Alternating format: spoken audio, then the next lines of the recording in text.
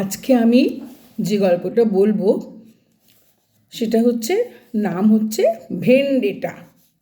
লেখা শরদিন্দু বন্দ্যোপাধ্যায়। শরদিন্দু বন্দ্যোপাধ্যায় বিভিন্ন ধরনের গল্প লিখেছেন, ঐতিহাসিক, ভূতের গল্প। এটা একটা মজার গল্প, ওনার কৌতুক সমগ্র, তার থেকে আমি বলছি।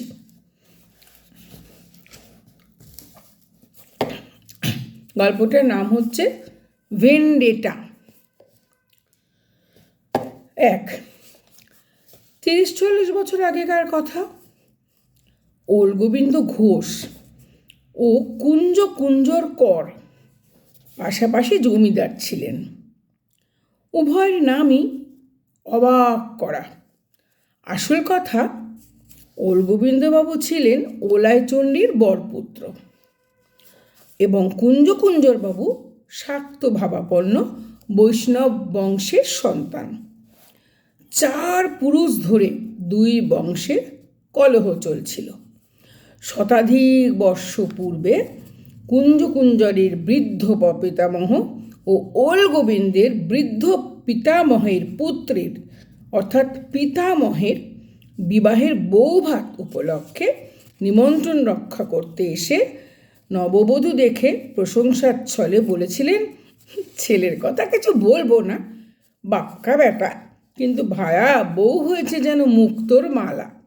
অর্থাৎ ছেলের কথা বলবো না বলতে কিন্তু বলে দিয়েছেন বাদরের গলায় মুক্তোর মালা। রসিকতাটি বুঝতে বরপক্ষের একটু দেরি হয়েছিল। সেই অবকাশে রসিক ব্যক্তিটি নিজের জমিদারিতে ফিরে গিয়েছিলেন। তারপর থেকে পুরুষ পরম্পরায় কলহ চলে আসছে। বর্তমানে ওলগোবিন্দের সঙ্গে আদালত ছাড়া কুঞ্জরের সাক্ষাৎ হতো না, তাও খুব কালে ভদ্রে। কিন্তু দেখা হলে যুযুধান ষণ্ডের মতো উভয়ে ঘোর গর্জন করতেন। পার্শ্বদ ও শুভান্নধ্যায়ীরা উভয়কে দূরে দূরে রাখত। কিন্তু বিধির বিধান কে খণ্ডন করতে পারে? ওলগোবিন্দ একদা দেওঘরে এক বাড়ি কিনলেন। বাড়ির 4 ধারে প্রকাণ্ড বাগান, পাঁচিলে ঘেরা। বাগানে ইউক্যালিপটাস, ঝাউ, পেঁপে, কলা, নানান রকম গাছ। ওলগোবিন্দ সপরিবারে একদিন হেমন্তকালে নতুন কেনা বাড়িতে এসে উঠলেন। তার ভারী বাগানের শখ। বাগান দেখে অত্যন্ত আনন্দিত হলেন। পাঁচিলের ওপারে আর একটা বাড়ি, একই রকম বাগানযুক্ত। সন্ধ্যাকালে ওলগোবিন্দ দারোয়ানের সঙ্গে সেই পাঁচিলের ধারে বেড়াতে বেড়াতে পাঁচিলের ওপারে আরেকটা মূর্তি দেখে স্তম্ভের মতো দাঁড়িয়ে পড়লেন। তারপর ওলগোবিন্দ ঘোর গর্জন করলেন। প্রত্যুত্তরে কুঞ্জর ঘোরতর গর্জন করলেন। তার মানে ওপাশেও কুঞ্জর বাড়ি কিনেছে, কিন্তু মধ্যে পাঁচিলের ব্যবধান, তাই সে যাত্রায় শান্তি রক্ষা হলো। ওলগোবিন্দ নিজের দারোয়ানের দিকে ফিরে বললেন, ভেপু সিং, এই বুদ্ধা কো রাস্তে মে পাওগে তো টাক ফাটা দেওগা। বলে ভেপু সিংয়ের হাতে একটি কোদালের বাট ধরিয়ে দিলেন।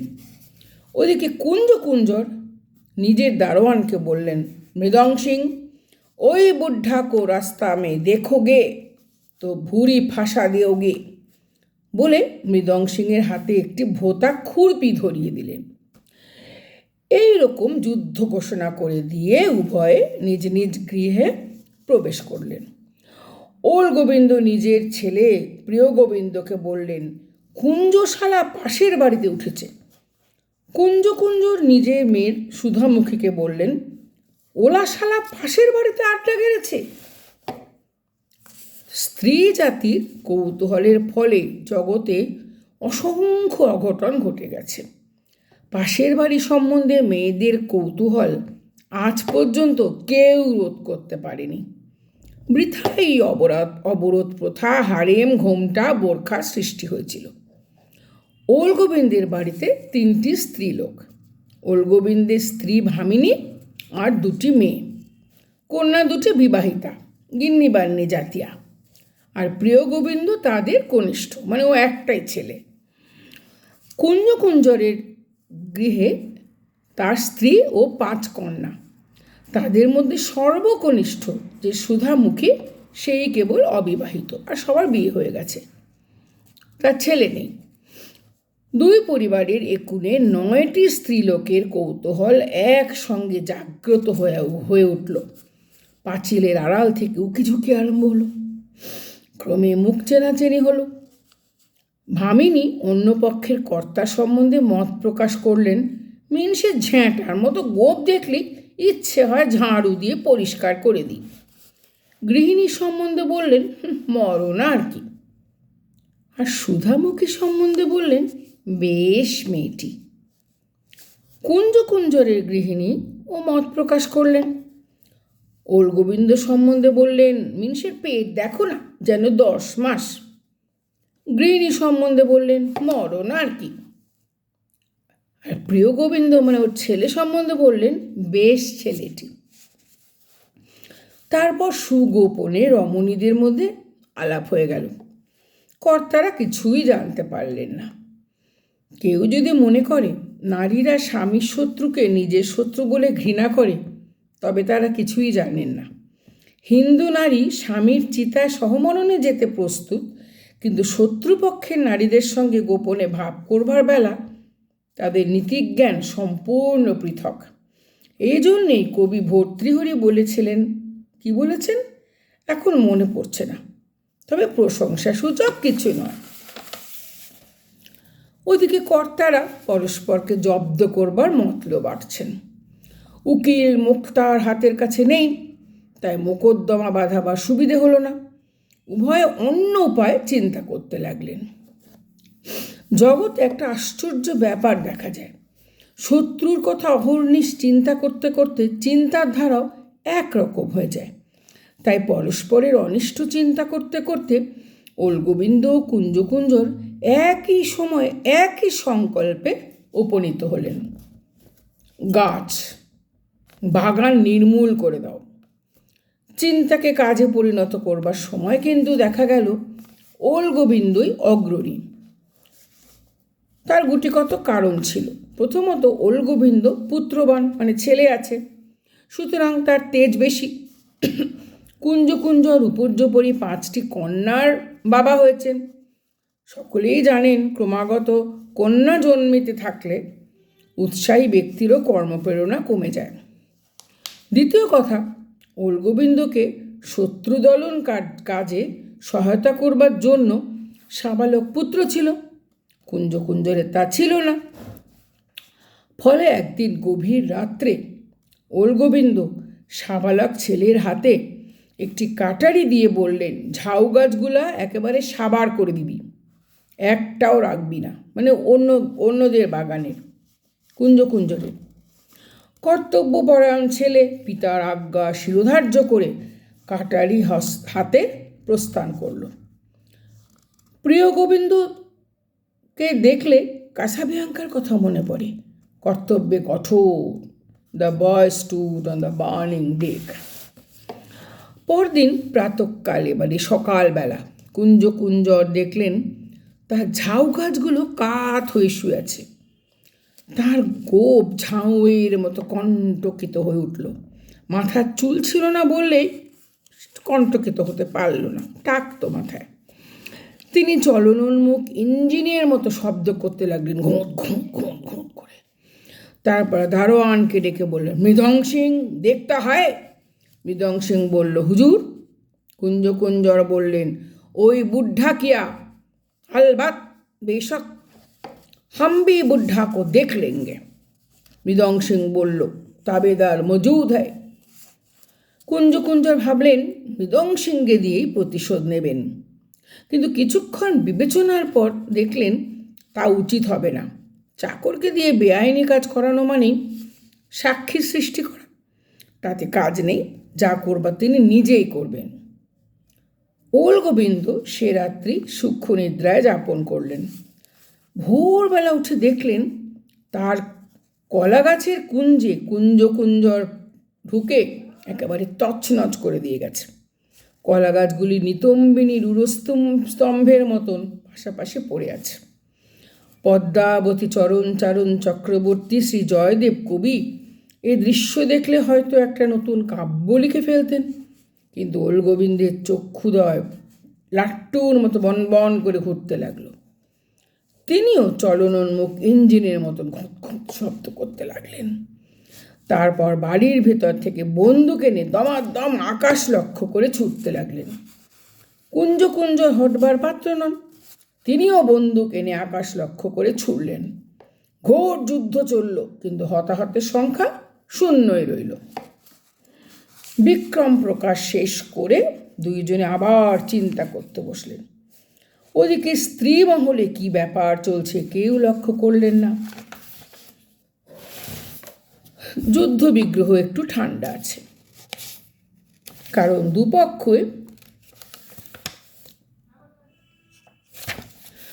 দুপক্ষই বন্দুক নিয়ে সারা রাত বারান্দায় বসে থাকেন এবং মাঝে মাঝে আকাশ লক্ষ্য করে গুলি ছোড়েন, কিন্তু দুপক্ষই সুযোগ খুঁজছেন। ওলগোবিন্দের লক্ষ্য কুঞ্জকুঞ্জরের ফুল ফোটা শিউলি গাছটার ওপর, আর কুঞ্জকুঞ্জরের নজর ওলগোবিন্দের যে কৃষাঙ্গী তরুণীর মতো ইউক্যালিপটাস গাছের তার ওপর। একদিন ওলগোবিন্দের স্ত্রী এসে বললেন, কি ছেলে মানুষের মতো ঝগড়া করছো, মিটিয়ে ফেলো, সুধা মেয়েটি চমৎকার, প্রিয়র সঙ্গে। ওলগোবিন্দ চক্ষুদ্বয় লাট্টুর মতো ঘূর্ণিত করে বললেন, খবরদার।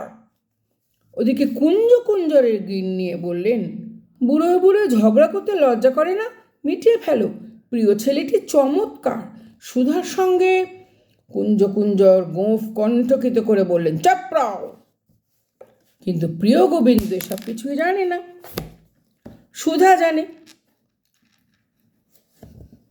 প্রিয় গোবিন্দ পিতৃভক্ত যুবক, তার উপর কর্মকুশল। ওলগোবিন্দ যখন কেবল শূন্যে বন্দুক ছুটতে ব্যাপৃত ছিলেন, প্রিয় গোবিন্দ সেই অবকাশে শিউলি গাছ কাটবার উপায় স্থির করে ফেলেছে।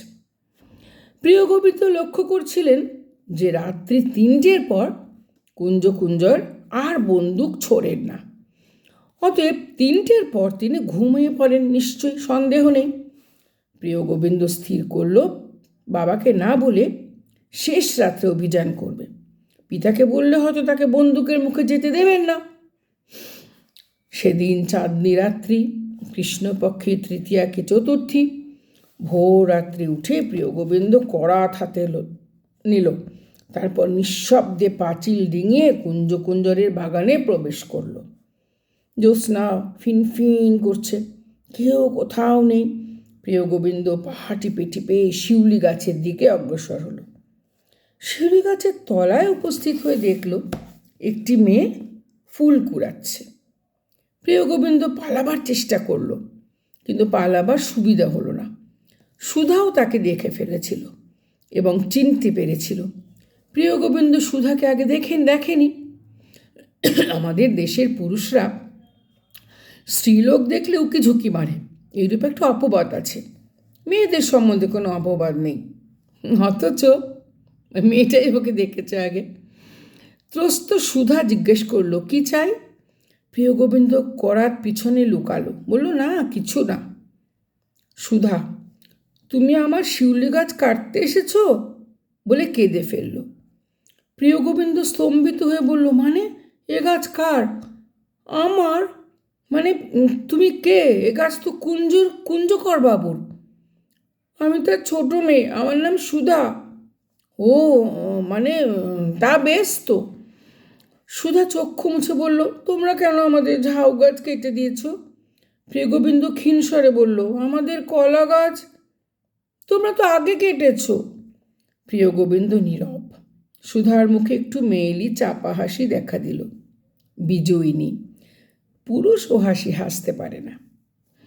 সুধা আবার আঁচলে ফুল কুড়িয়ে রাখতে লাগলো, যেন প্রিয় গোবিন্দ নামক পরাভূত যুবক সেখানে নেই।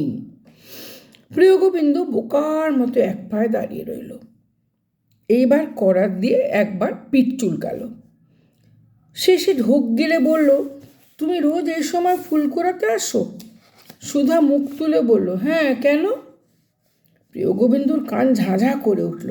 সে তুতলিয়ে বলল, তবে আমিও রোজ এই সময় গাছ কাটতে আসবো, বলে এক লাফে পাঁচিল ডিঙিয়ে পলায়ন করল। সুধা আবার হাসল, বিজয়িনী। অন্দরমহলের ষড়যন্ত্র ভিতরে ভিতরে জটিল হয়ে উঠছে। The plot thickens. একদিন কুঞ্জরের কুলপুরোহিত হাওয়া বদল করতে এসে উপস্থিত হলেন। তার হঠাৎ ডিসপেপসিয়া হয়েছে। দেবঘরের ওদিকে আছে, ওখানে হাওয়া বদল করতে এসছে। ওদিকে কর্তারা রাত্রি জেগে জেগে বন্দুক ছুঁড়ে ছুঁড়ে ক্লান্ত হয়ে পড়েছেন। 7 দিন পরে দুজনেই ঘুমাতে গেলেন। মৃদং সিং আর ভেপু সিং বাগান পাহারা দিতে লাগলো। 3 দিন ঘুমাবার পর 2 কর্তা আবার চাঙা হয়ে উঠলেন। তখন আবার তাদের প্রতিহিংসা প্রবৃত্তি চারা দিল। ইতিমধ্যে প্রিয় গোবিন্দ রোজ শেষ রাত্রে শিউলি গাছ কাটতে যাচ্ছিল। ওল গোবিন্দ তাহা জানত না, তাই তিনি তাকে ডেকে পরামর্শ করলেন। প্রিয় গোবিন্দ শিউলি গাছের প্রতি দারুণ বিদ্বেষ জ্ঞাপন করে জানালো, ওদিকে তার নজর আছে, সুবিধে পেলেই তিনি শিউলি গাছের মূলে কুঠারাঘাত করবে। ওল গোবিন্দ ইষ্ট হলেন। ওদিকে কুঞ্জর একজন মন্ত্রী পেয়েছেন, পুরোহিত মশাই। তিনি ইউক্যালিপটাস গাছ সম্বন্ধে নিজের দুরভিসন্ধি প্রকাশ করলেন। পুরোহিত মশাই অত্যন্ত সাদাসিধা লোক, তার উপর ডিসপেপসিয়া রোগী। তিনি বললেন, এ আর বেশি কথা কি, ভালো দিন দেখে কেটে ফেললেই হলো। দাঁড়াও, আমি পাঁজি দেখি। পাঁজি দেখে পুরোহিত বৃক্ষছেদনের উৎকৃষ্ট দিন দেখে দিলেন। এমন সহৃদয় অথচ ধর্মপ্রাণ সহায়ক পেয়ে কুঞ্জরের উৎসাহ শতগুণ বেড়ে গেল। স্থির হলো সোমবার রাত্রে 1টার সময় শুভকর্ম সম্পন্ন হবে। গুলি গোলা বন্ধ আছে, ওল গোবিন্দটাও নিশ্চয় এখনো ঘুমাচ্ছে, সুতরাং নির্বিঘ্নে কার্য সম্পন্ন করবার এই সময়। কিন্তু শ্রেয়াংসী বহু বিঘ্নানি।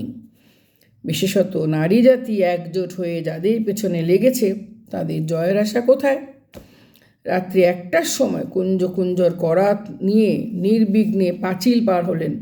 কিন্তু ইউক্যালিপটাস গাছের কাছে যেমনি দাঁড়িয়েছেন, অমনি ওল গোবিন্দ এসে তাকে দৃঢ়ভাবে আলিঙ্গন করে ধরলেন।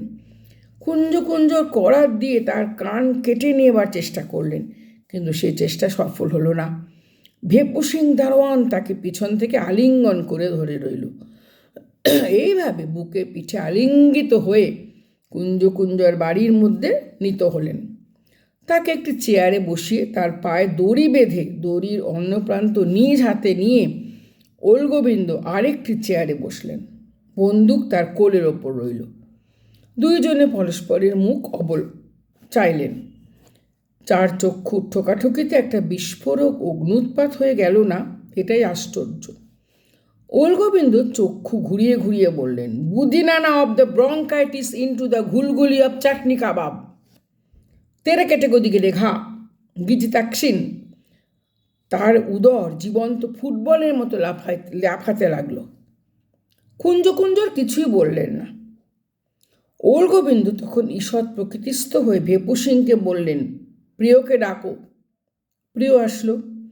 ওল গোবিন্দ গর্জন করে বললেন, শিউলি গাছ। কাসাবিয়াঙ্কা তৎক্ষণাৎ পিতৃ আজ্ঞা পালন করতে ছুটল। 15 মিনিট কেটে গেল। ওল গোবিন্দ 2 মিনিট অন্তর ফুটবল নাচিয়ে হাসতে লাগলেন। তারপর ওল গোবিন্দ বললেন, ভেপু সিং, থানায় খবর দাও, এই চোরটাকে জেল মে ভেজেঙ্গে। জো হুকুম, বলে ভেপু সিং প্রস্থান করল। আরও 15 মিনিট অতীত হলো। ওল গোবিন্দ পূর্ববৎ 2 মিনিট অন্তর হাসতে লাগলেন। কুঞ্জর কেবল ঘন ঘন নিঃশ্বাস ত্যাগ করতে লাগলেন। হঠাৎ উভয়ের কানে দূর থেকে একটা শব্দ প্রবেশ করলো, লু লু লু। দুজন শিকারী কুকুরের মতো কান খাড়া করলেন। শব্দটা যেন কুঞ্জরের বাড়ি থেকে আসছে। লু লু লু লু লু। ওল গোবিন্দ একটু অস্বস্তি বোধ করতে লাগলেন। দুপুর রাত্রেও আবার কিসের শব্দ? শিয়াল নাকি? প্রিয় এতক্ষণ ওখানে কি করছে? আর শব্দটা হচ্ছে লু লু লু। তিনি ক্রুদ্ধ হয়ে উঠতে লাগলেন। অনুসন্ধান করতে যাওয়ার উপায় নেই, কুঞ্জ কুঞ্জর পালাবে। এমন সময় ভেপু সিং হাঁপাতে হাঁপাতে ফিরে এসে বলল, হায় হুজুর, আপ বৈঠা হ্যাঁ। গোবিন্দ রেগে বললেন, বৈঠা रहेंगे नहीं तो কি লাফাएंगे, क्या हुआ? ভেপু সিং জানালো, ও বাড়ির মাইজি লোক দাদাবাবুকে পাকড়িয়ে নিয়ে অন্দরমহলে প্রবেশ করেছে। দুই কর্তা একসঙ্গে লাফিয়ে উঠলেন। গোবিন্দের কোল থেকে বন্দুক পড়ে গেল। ভেপু সিং তখনও বার্তা শেষ করেনি, সক্ষমে বলিল, উক্ত মাইজি লোক কেবল দাদাবাবুকে ধরিয়ে লইয়া নিয়েই ক্ষান্ত হন নাই, সকলে মিলে উচ্চস্বরে তাকে উল্লু উল্লু বলে গালি দিচ্ছে। এই সময় কর্তারা সকলে শুনিতে পাইলেন উলু উলু উলু উলু উলু। দুজনে পরস্পরের মুখের দিকে চাইলেন, তারপর যেন একই যন্ত্রের দ্বারা চালিত হয়ে দৌড়াতে আরম্ভ করলেন। কুঞ্জ কুঞ্জরের পায়ের দড়ি অজ্ঞাতসারে গোবিন্দের হাতে ধরা রইল। স্তব্ধ হয়ে গেছে, ধরেই দৌড়াচ্ছে। তারা যখন কর্মস্থলে উপস্থিত হলেন, তখন ডিসপেপসিয়া রোগাক্রান্ত পুরোহিত মশাই শুভকর্ম শেষ করেছেন। দুই বাড়ির গিন্নি উপস্থিত ছিলেন। কর্তাদের মূর্তি দেখে তারা পরস্পরের গায়ে হেসে ঢলে পড়লেন। বললেন, আহা মরে যাই, বুড়ো মিনসেদের রকম দেখো না, যেন সং। ওদের বিয়ে হয়ে গেল, দুই কর্তা বোকা বনে গেল। শেষ করছি।